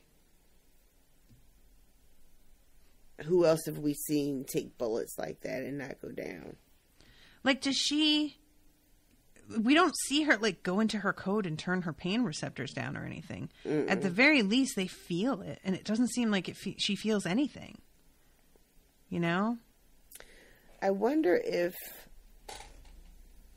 I think we talked about this, too, before. That... How you react as a host, how you react to being shot has a lot to do with where you are on the scale of wokeness, for lack of a better word. Does it? I think the only reason I say that is because when a host is just a host, then they react to getting shot sort of the way they're programmed to. Like when you're in the game and a guest shoots you, you go down. But if you woke-ish, then you realize that it's not doing any kind of fatal damage to you. I mean... But that doesn't explain anything to do about your question about pain. Like, I got nothing for that. Yeah. But, like... Unless the way you're shot does a significant amount of damage, like we see Maeve, take 6 or 7 high-powered shots from a machine gun. Yeah. But if you know that you're not human and that being shot in the arm or the shoulder or wherever is not going to impact the way you function, why would you go down? But it will, though. They still have muscles, right? Like, wouldn't it still impact the way you... And, like, I mean, Maeve goes down the same... Like, she gets hit with a machine gun versus a pistol, but she still goes down in the end. It doesn't take long. It's not like she, like, is fighting to stand up and she's, like... kneeling by the time she finally keels over. Like, she just fucking drops the way that most people well that's drop. why I'm trying to see, like, what other hosts have we seen get shot with anything other than a handgun that doesn't drop. And no one self-aware. No one else. Teddy never gets shot with anything. I'm trying to think when they have like all those SWAT things. I don't remember him getting shot with any machine guns. Yeah, I don't think so. Hector was riddled with bullets and drinking out of a bottle when Maeve rolled up on him. Remember at the beginning of the season when she finds him on the rooftop? But doesn't she find him like laying out? No, he's sitting on that thing with a bottle like whiskey in his hand, drinking. And then she takes him downstairs and, they fix him up. Patches him up. But he's chilling. And he is... Because me and you talked about it. He's shot the fuck up. Well, if anybody has any theories on that, I'm interested to hear. All right. So yeah, they wind up leaving the man in black at this point. So I don't really know why she said she needed him. I don't know either. I'm wondering if she was on some kind of, I don't even know, we're going to finish this together, you know. I don't know. Like, I feel like it has to have something to do with the post-credit scene. Unless she thought that's good too. But unless she thought, because she doesn't need him because she knows where it is. Maybe she thought she needed him to access it. Like to open a door or something. But then Bernard showed up. Does Bernard open the door? I don't remember. Let me see if I can find that spot. Because we're jumping around so much at this point. Oh, Bernard. He always has such a worried look. Bless him.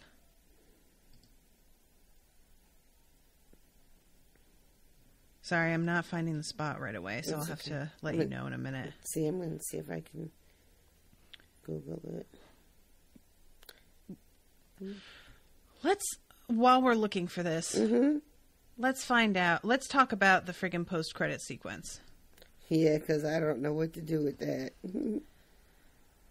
So, when Bernard is in the system, and the system is figuring people out, it gestures at one point to a room in which the man in black is sitting. So we know the man in black is in this system at this point. The man in black appears to be... Wait, I'm sorry. What? We know the man in black is where? What now? The system is talking to Bernard and Dolores. Right. Walking through rooms where he's pointing at different human beings that are now hosts that they're testing out. And the man in black is among them. Wait, what do you mean hosted they're testing out? When we see people sitting in rooms being questioned and Delos, they'll be asking him what his core drive is. And he says, it's my son. He's a cheeky wee cunt, but I'd do anything for him. The man in black is in one of the other rooms in that scene. Yeah, I remember seeing him there, but that's not what I thought that was. Oh. What did you think it was? I just assumed that he was there because they're in the place that keeps all the data from all the guests that have ever been in the park. And the man in black's data would be there as well. I really didn't think much past that. So you didn't wonder why they were like in a room with him asking him questions? Or did you think that was just a metaphor for getting his data? I literally just thought that was like what it would look like if you have to visualize how the system works, that's what it would look like. That would be the system asking the guest about themselves. But really what it's doing is just compiling all the data it's getting from those magic hats. Well, and like either way, he is in the system. If we see him there. Yes. Well, yeah, he's in the system because his data has been compiled just like everybody else's. Right. That's all I was saying. Right. That we see him there and he's part of the system. And we see him like getting into an elevator at the same time as Dolores and Bernard are wrapping up, and Bernard is about to get into the elevator and leave. So it really looks like I'm looking, and I just watched the scene where they get into the elevator and go down into the forge.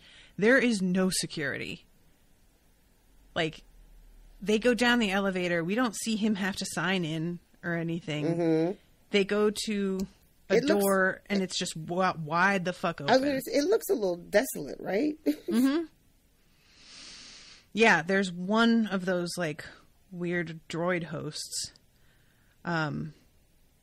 But yeah, there's nothing keeping them out, which seems like quite an oversight, but I guess they're just trusting that nobody would be here because nobody would know it's here if they weren't meant to be here, but it feels like this should this is a giant top secret project. There should be better security. But yeah, the man in black seems to be coming down the elevator at the same time that Bernard is about to get on and go back up again. But when Bernard's elevator doors open, the man in black is not there. And at this point, my brain just stopped, like, trying to make sense of anything. At that point, I was just like, all right, so I just don't get what's going on. Flat out. And it, like, as we see later, when he gets off the elevator, this place is a ruin. Mm-hmm. Like, it's not just, oh, this was flooded and destroyed. Like, this shit is really, really old, like, by now. Mm-hmm. I do not know what to make of it. I do not know what this, like, host version of his daughter is. Because that's clearly a host version of his daughter. Because there's no way we're this far in the future and she looks exactly the same. So, either this is part of, like, the simulation, or it's real life and she's a host. And because I just don't think that's actually his daughter. What do you think? I agree with pretty much everything you said. I think that we are way in the future. I don't think that's his daughter. Because she flat out says this isn't a simulation, William. And she calls him William, not Dad. Yeah, she says, like, this is what's left of your world or something like that. Mm-hmm.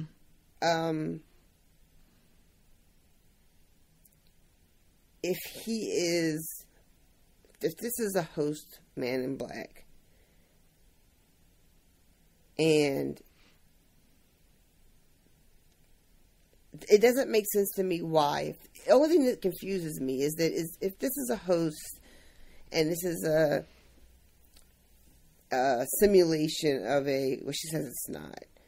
But if this is like a recreation of the whole testing for fidelity kind of thing that we saw with Delos, why is it happening in such a place that looks like it's so completely abandoned?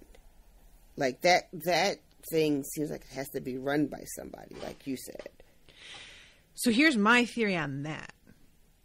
Is that this is so far in the future that the robots have officially taken over and they are reclaiming WestWorld and turning it into a play amongst the humans park. Oh, that sounds awful.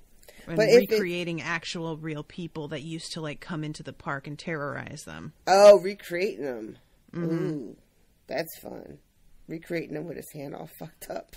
Right? Like, they recreated him so faithfully that he went through and did the exact same shit, blowing his own hand up with, I guess, a Bernard and Dolores that are way, way, way in the future. Mm-hmm.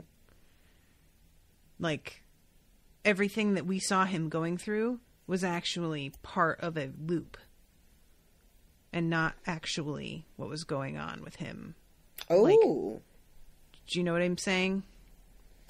Anytime that he's on screen, in other words, that had nothing to do with the timeline that everybody else was experiencing. That he was just on... He was on some whole other shit. Like a loop of his own or something? Mm-hmm. Ooh. That would explain a lot of shit. As far as about how he didn't seem to experience the park the same way everyone else did. Which was hard to, like, which is easy to ignore because we saw him by himself so often. Or at least, like, not around other human guests. Right. The only thing about that is that we know that, well, at least in season 1, there was confirmation of who he was by Ford and random guest, and Charlotte Hale, even when she ran up on him one time. Right. But there wasn't really any of that in season 2. I mean, the only thing that we have is we have a high-value survivor. He's in bad shape at the very end. And that doesn't preclude him being a way future version of him. Mm-hmm. Like, in fact, the fact that he is a survivor who has a blown-up hand kind of points to the fact that they use this version of him over and over again through this same loop, like, because they knew that this happened to him because he survived. Mm-hmm. That's and good. That used that to build the loop, you know? Oh, yeah. I think I like that. That's, like, the only thing that I could think of that made sense of everything. And it's quite a leap. It's a huge leap with a lot of assumptions. So I'm not like, don't anybody quote me on this. Right. Well, you can quote me on this, I guess, fine. I mean, we know that up until the end of this episode, up until the end of season 2, whatever timeline, they hadn't successfully been able to implant a human into a host body that functions outside of being just code. But if we go far enough into the future, that might not be the case anymore. What if it's just happening inside the code? Like, it's not even physically really happening. I mean, she says it's not a simulation, William. So it just depends on if you want to believe her or not. Yeah. Interesting. Yeah. I wonder what they're going to be able to do with that. They've got a lot of things kind of, you know, I don't want to say hanging, but just like a lot of things they have to bring in. Yeah. And try to tie together if they're going to have a third season. I wonder how that's going to go. And how satisfying it could be. If at all. I will say, as much as I'm glad that some folks got a happy ending and got to go to the Valley Beyond, I'm super bummed that we're not going to see any more of Akecheta and his lady. How great was that reunion? It was so good and so sweet, and the only, like, bright light. And it feels like, you know, Dolores sent them away into the beyond so that nobody could touch them, and we will never see them again. Which is a bummer. Because I want them to be around, you know? But also, I do want them to be free and happy, so good. And safe. Yeah. Like, I don't even know, even if she... I mean, I guess she can always... They can always do something where she has access to that data.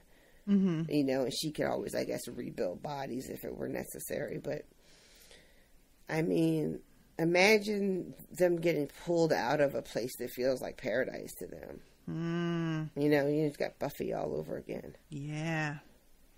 I think I was in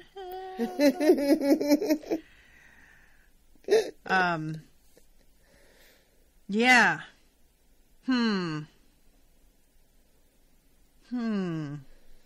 So who are we missing? God, because of the way this, like, there's no good way to talk about this episode because of it being so all over the place. The best they can do is live according to their code. Ouch.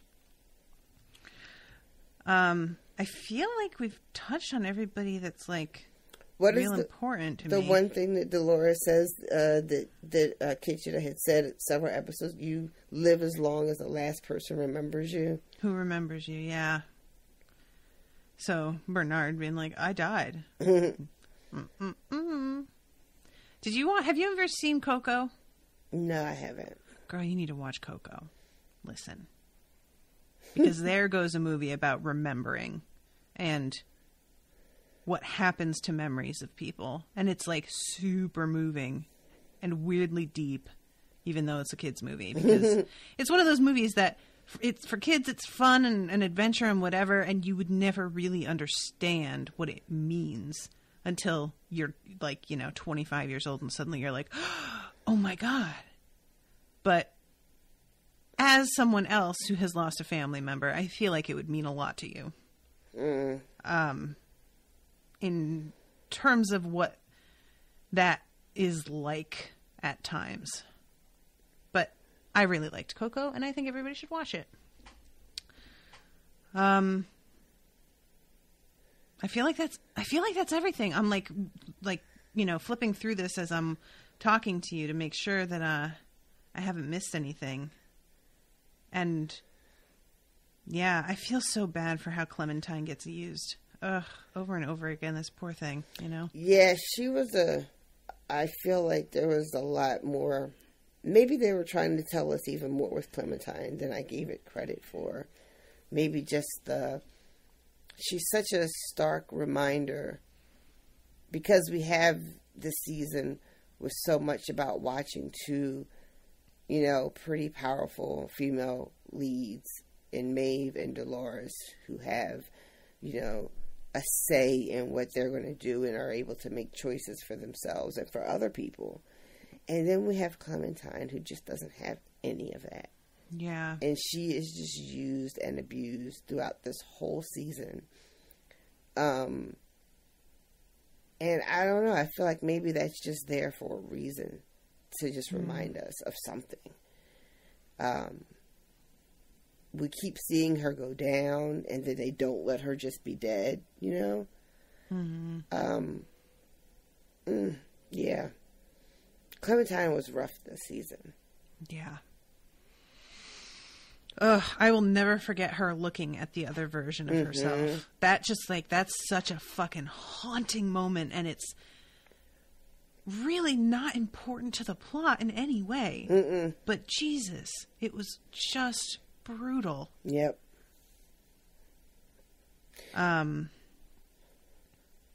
Yeah.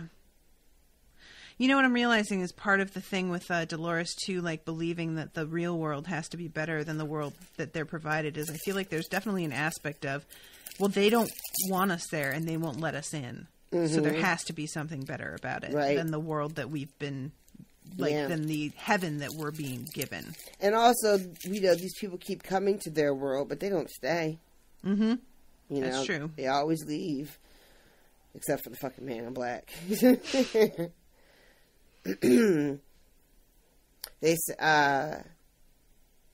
I read somewhere that the man in black, when we meet him as the man in black in season 1, it is pretty much right after his wife has killed herself.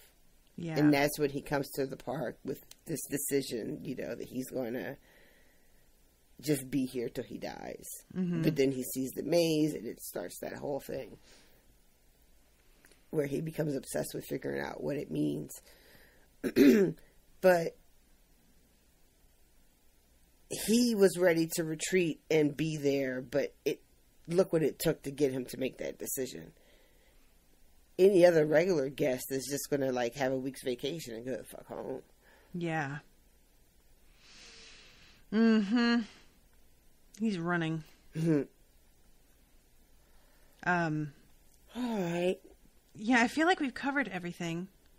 God, this scene though, I went over to the scene of Clementine now that we were talking about her riding down the line and everybody starting to fight as she rides down. And it really is kind of a haunting image, as much as I don't love where it ends up in terms of Clementine. Mm-hmm. But everybody stopping dead and looking at her, and then her slowly riding through without any real consciousness or understanding of what she's doing, which makes it so much worse somehow. It's not a malicious, she's not the creature that's like trying to fuck shit up. She's just a tool that's being used long distance, like a missile. Mm-hmm. Also, the door to the Valley Beyond is really cool looking. That giant crack in the sky that like goes all the way up past where you can even see. Mm-hmm. That's really cool.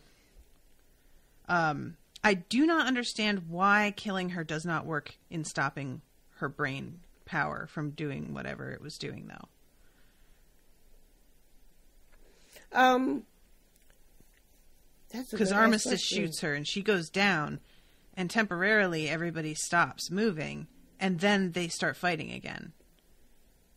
I wonder if it spread from them to, into each other. You know what I mean?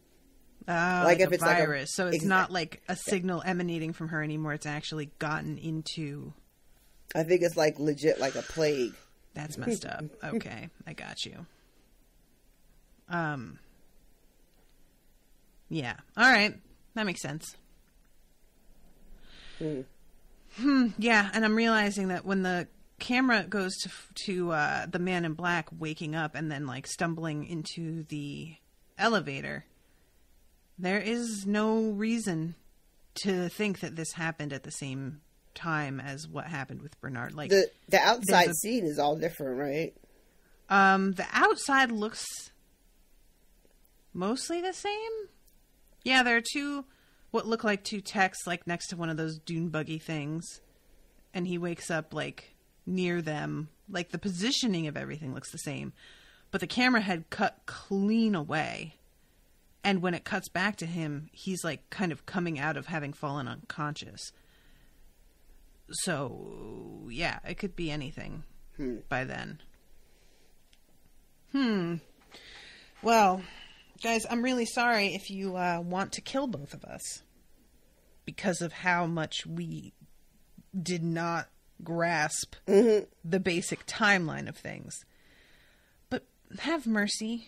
And I promise that when the show comes back, we'll try and revisit this with more clarity, hopefully. I'd like to rewatch both seasons, before starting the third season in a couple of years. And maybe it will be clearer by then.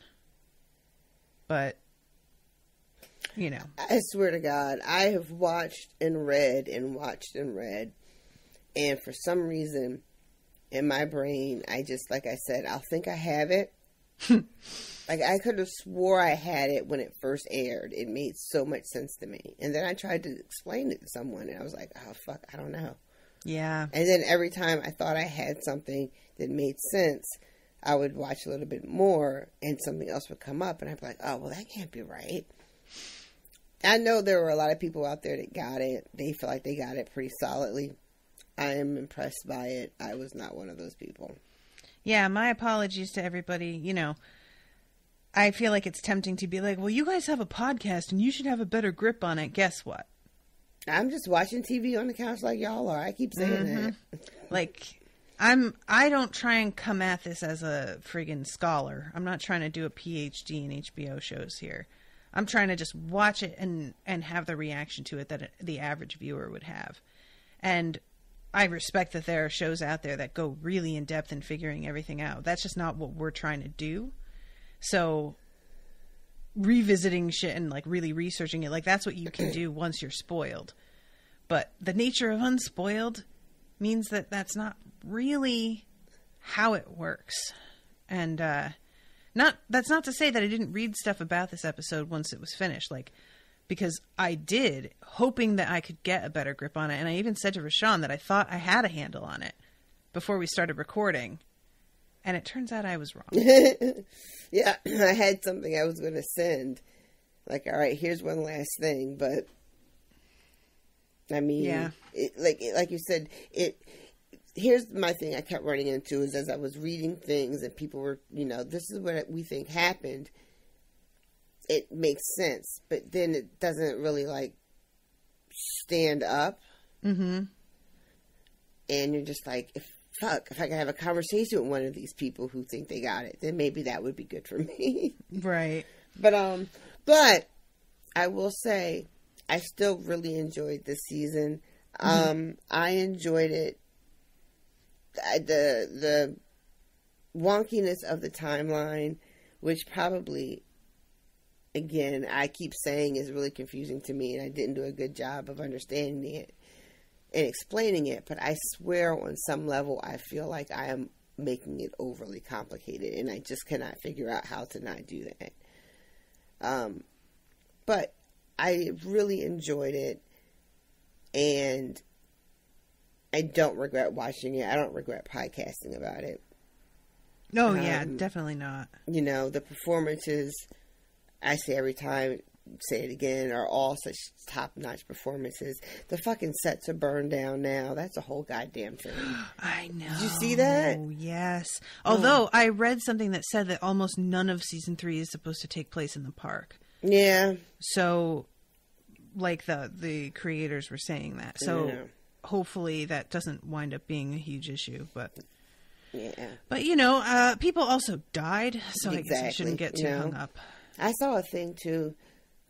It was like a picture, and there were people in the field still working, and there was, like, fire in the distance. And people were still, like, you know, picking fruit or whatever. Just like, Jesus Christ. But anyway. Indeed. So I enjoyed it. I enjoyed talking about it with you. I'm sorry I couldn't be more of a guiding hand. It's all right. I mean, also you're sick, so And thank you for being here. So high. It's you guys, you have no idea. Oh, man.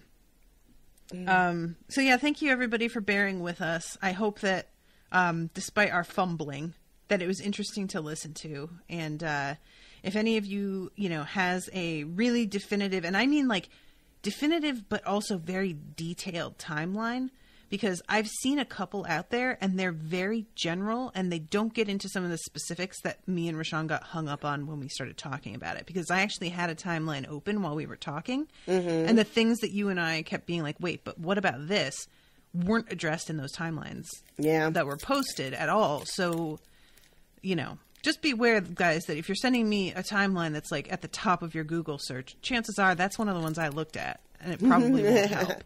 So you might have to dig deep for this. Yeah, check out Day 11 Podcast, who's our sponsor.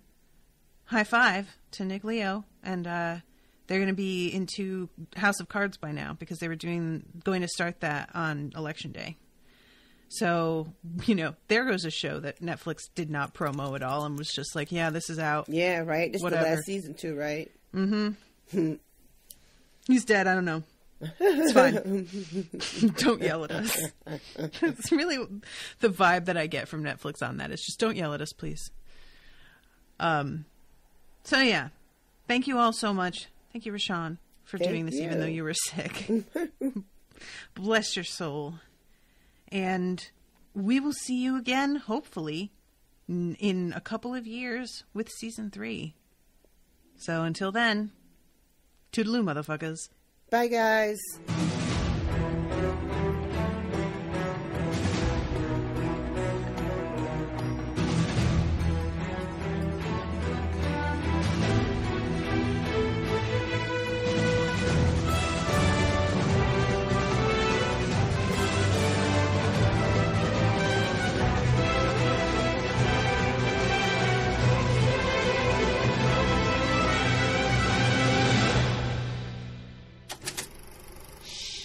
That was an Unspoiled Network podcast.